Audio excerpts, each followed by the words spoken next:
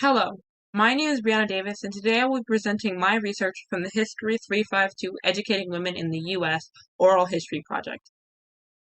My alumna was Ms. Pamela Zavala, who attended Notre Dame of Maryland from 1992 to 1996.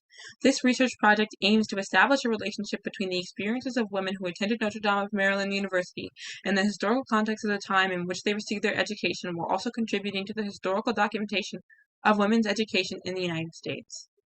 For the Oral History Project, volunteer alumna of Notre Dame of Maryland University were interviewed by students of the History 352 Educating Women in the U.S. course.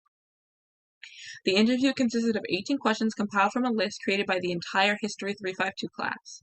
The primary focus of this research project was the impact that gender had on a woman's experience obtaining a higher education and pursuing a career.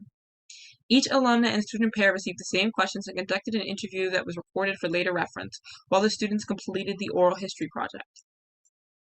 While interviewing Ms. Zavala, it became clear that she was passionate about her education. Ms. Zavala stated that she had always planned to go to college, and her parents expected her to obtain her degree. Her experiences at Notre Dame of Maryland prepared her for graduate school and helped her become an open-minded, accepting individual.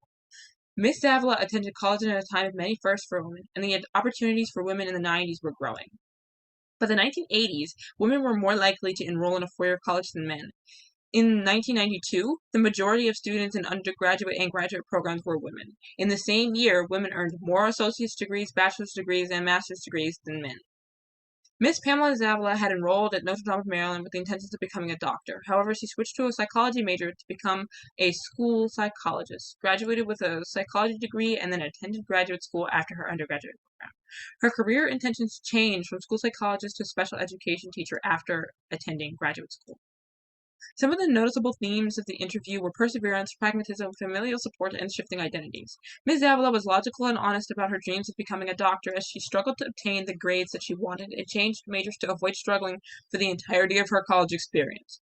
She persevered through the grief of personal loss, and even though she spent a semester away from university, she graduated on time. Her parents were supportive of the decisions that she made regarding her education and encouraged her to obtain her education because they expected her to graduate. Ms. Zavala stated that she had always considered her education first. Her identity was her career and her education. However, after she had a child, she experienced a shift in her identity, and she considers herself a mother above all else. The thesis of this oral history project is Notre Dame of Maryland University provides its students with a unique opportunity to experience university without discrimination. In the 90s were a time of increased opportunity for women. During the 90s, social attitudes within America were changing, and women were seeing an increase in their post-high school opportunities. However, women still faced discrimination in the workplace and were held to more traditional social beliefs that married women and mothers should be at home.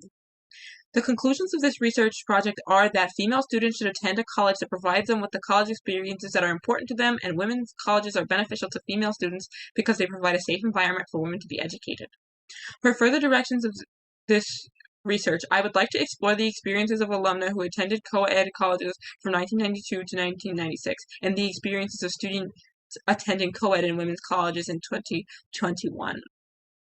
I would like to thank Dr. Rosencrantz for making this oral history research project possible. I would like to thank Dr. Spratt for allowing me to partake in this research project, and I would like to thank Ms. Pamela Zavala for her participation in the oral history project.